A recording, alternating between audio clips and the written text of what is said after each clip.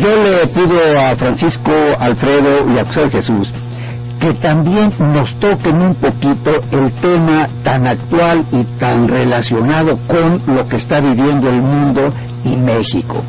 Las corrientes migratorias que están llamando tanto la atención. En este momento Europa está en vías de recibir 180,000 migrantes sirios, y luego yo les pregunto, oigan, ¿cómo entender a un país como Siria, que lo concebimos históricamente, culturalmente adelantado, con una población multicultural, pero de un nivel importantísimo? ¿Cómo podemos entender la corriente migratoria en este momento que inclusive vivimos en México? ¿Cuál es tu impresión, Francisco? Pues mira, el problema de la migración es un problema verdaderamente siempre muy complejo, porque hay una parte que es humanitaria, ¿no? Desde luego hay gente en todas partes del mundo, en todos los países del mundo, que pues está buscando y tiene el derecho de buscar siempre un mejor lugar para vivir y para llevar a sus hijos. Y es una permanente, y ha sido una permanente en toda la historia de la humanidad, porque claro, ¿no?, las aguas suben y bajan en distintos países.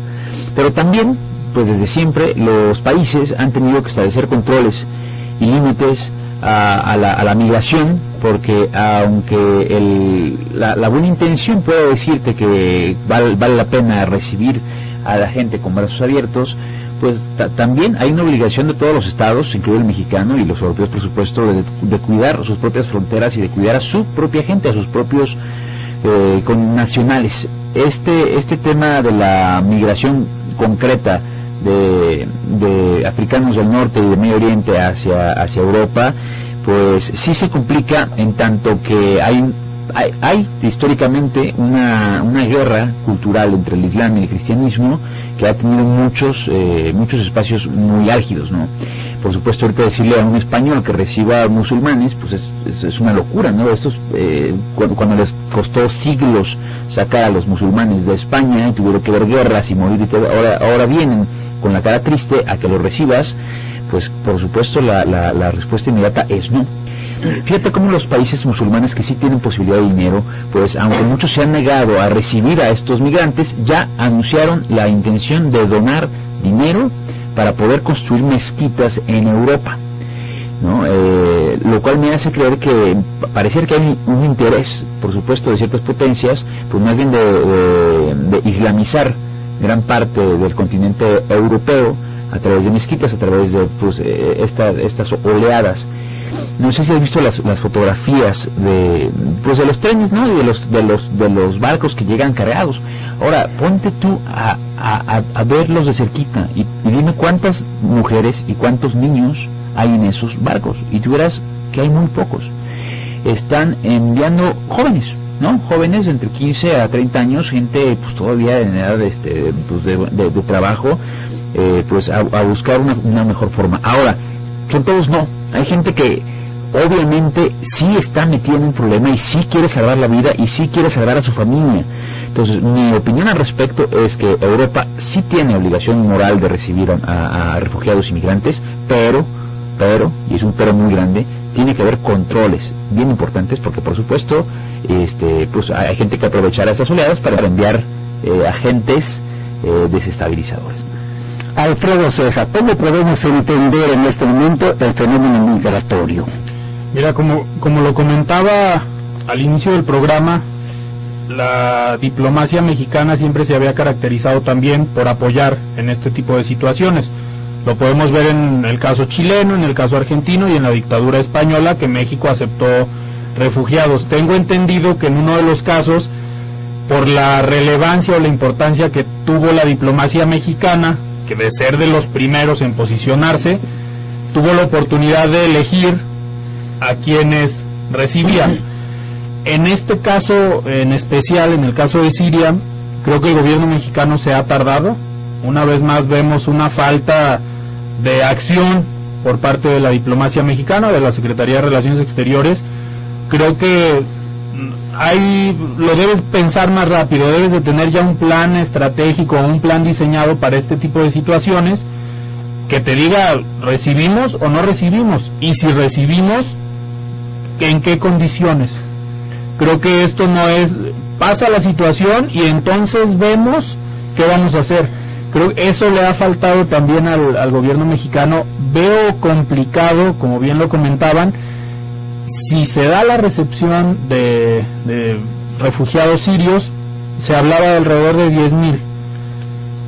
¿Tiene ya el gobierno mexicano un plan para estas 10,000 personas? Lo entiendo en el caso de los países europeos, que ya son países algunos pues desarrollados, el caso de Alemania, por ejemplo, que está recibiendo gran cantidad de refugiados, pero hay que tomar en cuenta, por ejemplo, la población de Alemania es una población vieja, y están recibiendo gente en edad de trabajar, gente de 15, 20, 30, 40 años. Entonces, esto puede ser benéfico en el contexto alemán porque están recibiendo gente que pues en un momento dado va a servir como motor para la economía y para trabajar en Alemania. Pero si estamos pensando en esta lógica para nuestro país, creo que no es lo adecuado, porque tenemos pues problemas de desarrollo económico en México, comunidades en el sur del país que están en extrema pobreza, inmigrantes también, inmigrantes que están llegando de Centroamérica, que aquí podemos entrar en otro debate. Si nosotros aceptamos los 10,000 refugiados sirios, ¿qué pasa si algún país centroamericano o un grupo levanta la mano y dice, oye, yo también tengo problemas en mi país, problemas serios, y por eso me estoy yendo a tu país con busca o con la idea de llegar a Estados Unidos, pero tú en tu país, a mí, centroamericano, me estás maltratando, me estás regresando, no me estás dando las mismas condiciones con las que estás aceptando a los refugiados sirios? Ahora, pero ellos no quieren venirse a México tampoco. Jesús, no, ya vimos, Jesús les comentaba al principio del programa que el expresidente Mojica de Uruguay hizo una moción para recibir en principio a un grupo de 40 familias que fueran de Siria a Uruguay. Y llegaron las familias y les dieron casa, y les dieron manutención, y les dieron trabajo. Y en este momento están pidiendo regresar, pero no a Siria, obviamente, Europa. Dicen, no, mándenos a Alemania, a Francia, a Italia, pero ya no queremos estar en Uruguay. ¿Cómo podemos entender ese tipo de manifestaciones, Jesús, de migrantes?